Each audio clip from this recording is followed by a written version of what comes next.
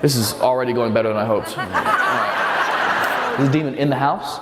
From a Charlotte audience member who walked into a sold-out stand-up taping wearing fluorescent elf boots and got dismantled in 15 seconds, to a heavily pregnant Miami heckler who got told on a hot microphone to sit down before you miscarriage. Here are 10 times disrespectful hecklers got dissected by Matt Rife. The distracting elf boots.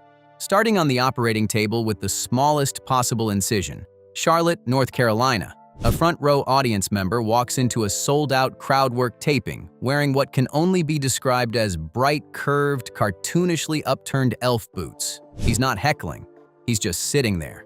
But the footwear is generating its own gravitational field on the stage. The chief surgeon up there can't ignore it.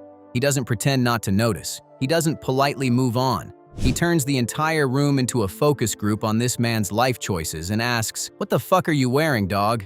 I thought you were Cam Newton for a second. You look like if you click your heels together 3 times, you go back to Atlanta." 45 seconds.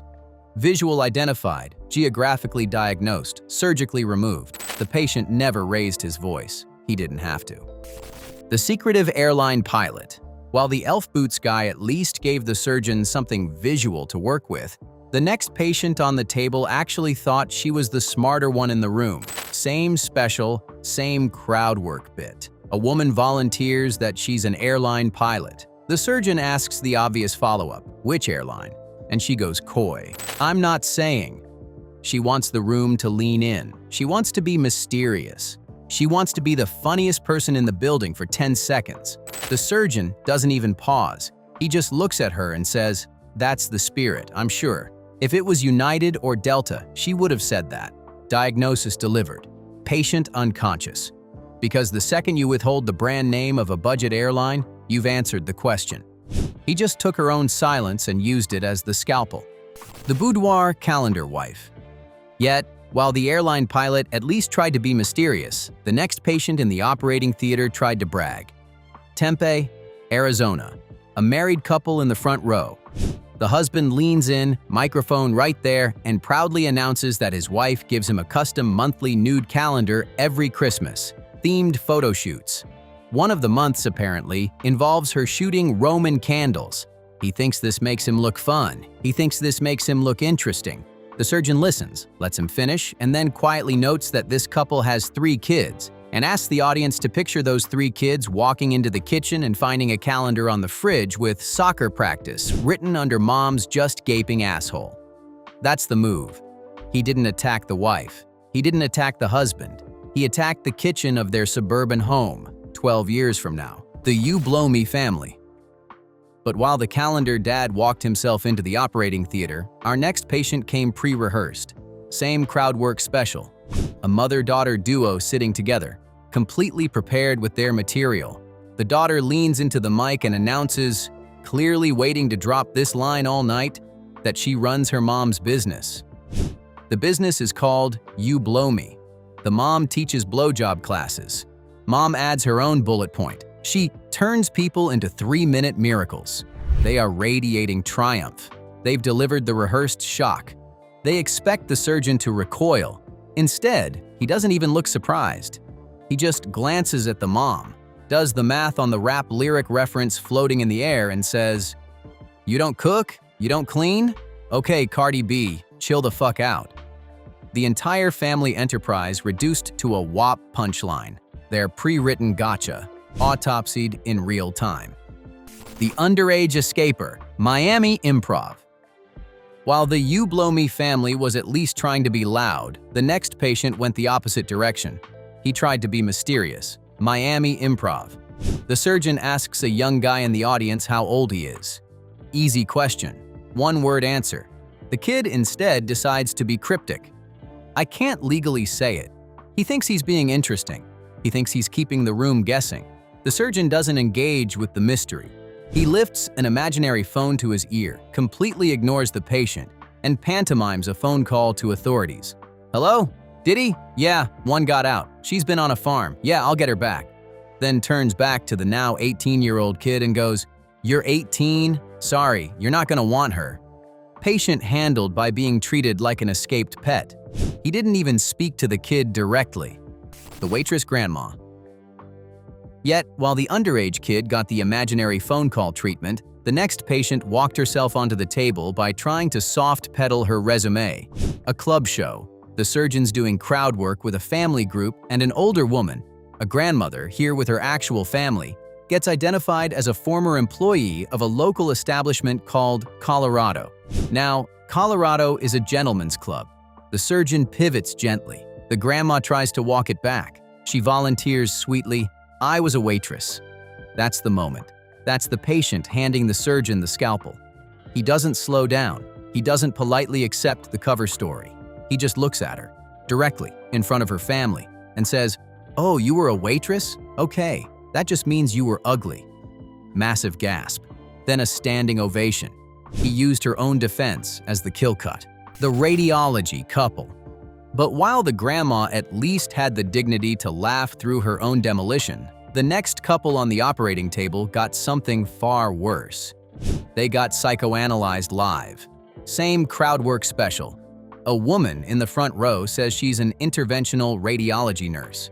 Husband sits next to her in a shirt that's 2 sizes too small, jaw locked, eyes forward, saying nothing. The surgeon clocks the dynamic in about 4 seconds. He notes, gently, that the husband looks like he outgrew that shirt, like after showing it. Then he keeps probing.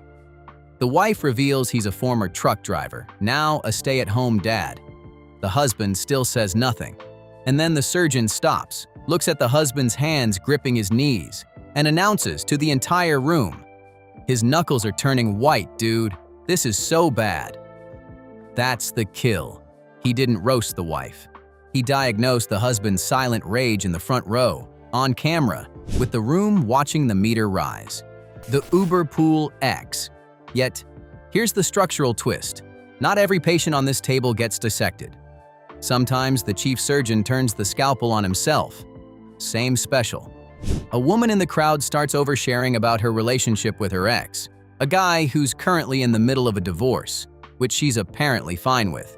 She tries to brag about the quality of the sex. She offers as evidence that the guy is black.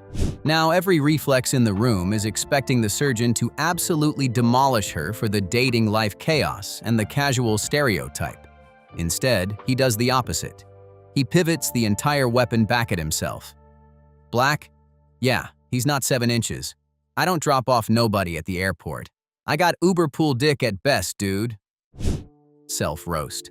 Self-deprecation. The audience cracks open. The room exhales.